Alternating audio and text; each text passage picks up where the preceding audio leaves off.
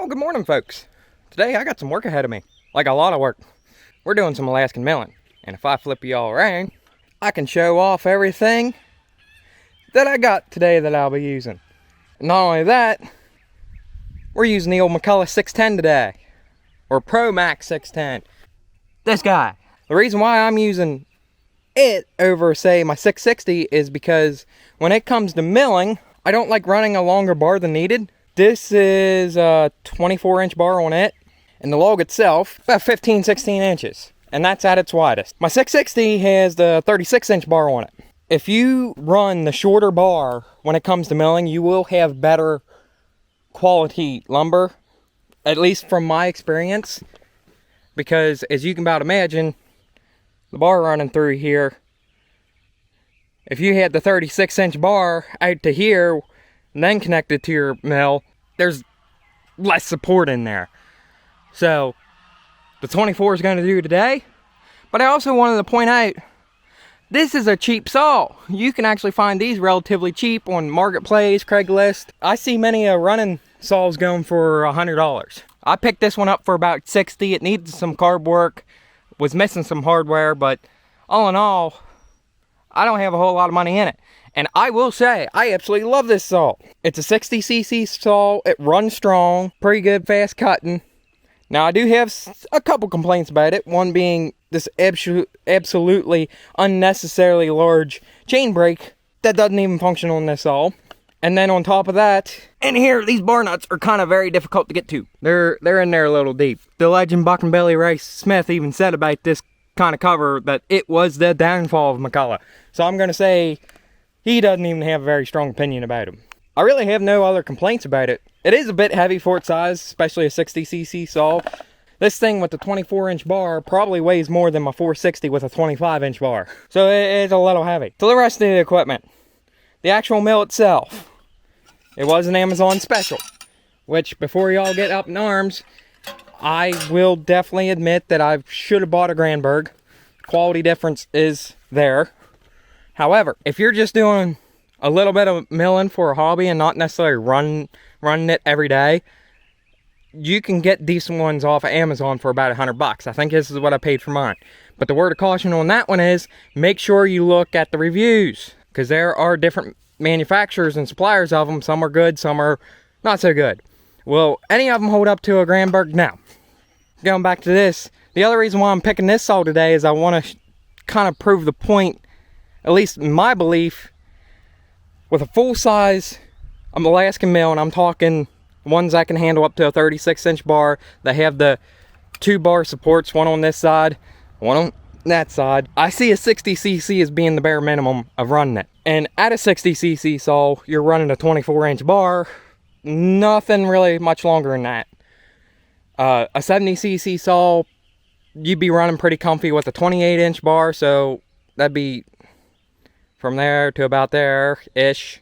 Then you get into your big 80, 90cc saws like my 660, then you can run the full 36-inch bar. Can you stretch the capacity of the smaller saws? Yes, but you're going to wear them out quicker, have a lot more mechanical failures. The other caveat to that is Granberg does make what they call the mini mill, which would basically be to about there. And then there is no second support for the bar, so if you can just imagine, you would have this guy over here holding on to your saw, and that's it. And then it'll come to about halfway. Those you can probably run with a 50cc saw with just an 18, 20-inch bar. I think they call them the edge. They also have an edging mill that's kind of similar. For all intents and purposes, if you're getting a full-size mill, which I do recommend as your first one, because you can use it for just about anything, and it gives you a lot more room for different sizes of logs, you need a 60cc saw at minimum. You don't need to go and buy the fancy mill rail setup. I'm not denying that it is probably more convenient, but this ladder right here, I picked up at a flea market for about $15. I think I originally had it on at $30. There it is. I had $30 on it, but I went and bought a couple other things. They said they'd give me a ladder for $15. The nice thing about this extension ladder is that the top and bottom rail were the same width. So I drilled a couple holes, took a piece of flat iron, drilled holes in them, and bolted them together to get the full 16-foot length that this is. You can find something similar. You can just use 2x4s for your first rail. And then on top of that, to make my life even easier, I made 2 of these with just some tube stock. I think it's 2x1, and then a piece of angle iron. Weld them together. If you notice the grooves on it, the ladder fits in it right perfectly. But of course, I'll have it bolted onto a log like this, which you'll see here in a minute. And then all I gotta do is nail it to the log. I got multiple holes drilled for that there. And it is just so much quicker and easier than, say, using 2x4s and whatnot, which you can use. You do not necessarily have to go as fancy as it. How I started was I would have 1 or 2 12-foot 2x4s, and I would stretch it across the log, you know, wedge it up, be level, and that worked. It was just kind of finicky. This thing is just so much quicker and easier. And if you do get any of them rail setups that, say, Granberg or any of them manufacturers do offer, it will be a lot quicker and easier there. But of course, we're still talking money. I don't have much of anything into this. This was scrap metal. Of course, I have a welder. I know not everybody has that. If you have that capability or have somebody that can do that for you, it wouldn't take long to make up a couple of these. That's about all really that you need to get started. So I do have wedges here. You still do have to get underneath them, the rails, and kind of level it out a little bit. Some reason at one point in time, about 2 weeks ago, I had 30 wedges. Now I can only find 2. I'm sure I'm the only one with that issue. I think it's time that we get set up.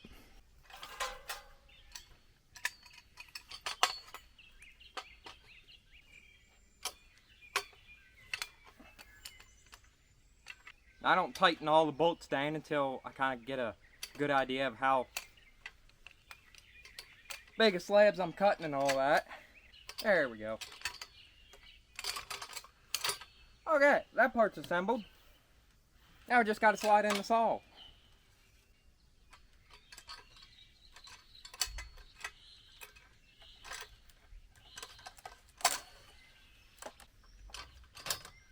The worst part of doing Alaskan milling is all the setup. It can take some time. So the mill is set up. We still have to set up the depth of it once we get the rails on it, but everything else is set up. It is just as wide as we need for the log. We maybe have at most 1 inch to spare at the widest part of the log, but that is what you want. The closer you are to the width of your log, the more accurate your cuts will be. Of course, what I'm making today is just going to be what I call barn boards. You're talking 3/4 of an inch thick and whatever width that you get. I really don't need them to be high quality, but I just wanted to throw that out there that if you do want better cuts, keeping it close to the width of the log is what you need to do. So I'd say we should go ahead and get the rails up on here and get it set up.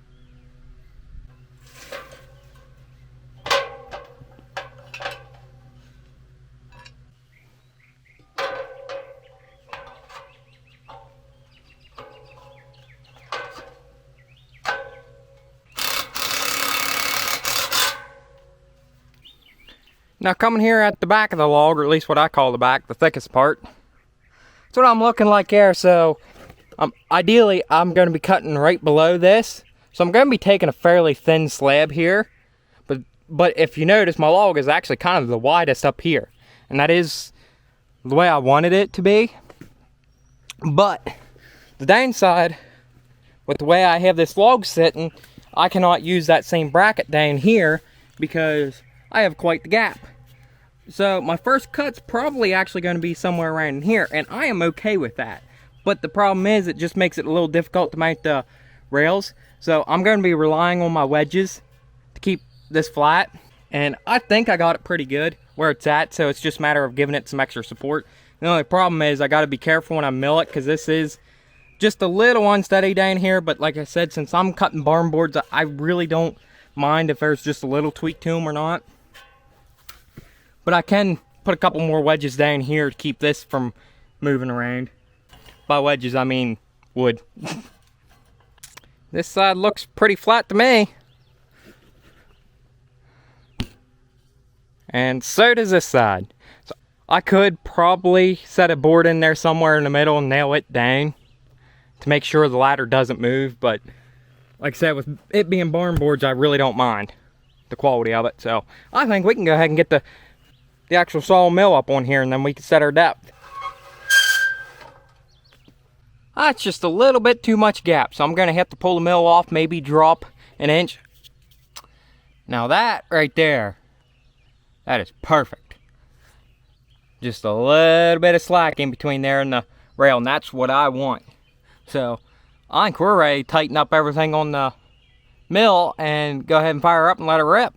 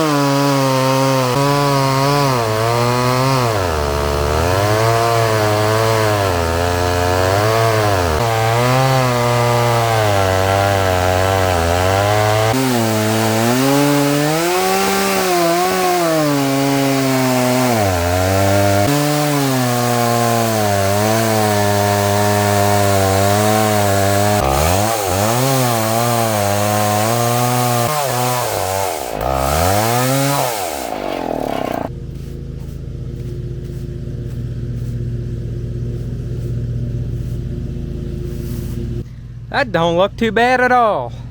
Now this is white cedar, so kind of less valuable of the cedars, but still nice nonetheless. My only thing I messed up, y'all probably can't see it too well on camera, but at the very end, I got tweaked to the side a little bit from the weight of the saw, but it only affects about the last foot of it, which I'm alright. There's two different ways to fix that. I can either take a hand plane on the high side and knock it down a little bit at the very end there, or I can just mill it as is and not worry about the last foot, which I think that's what I'm just gonna do.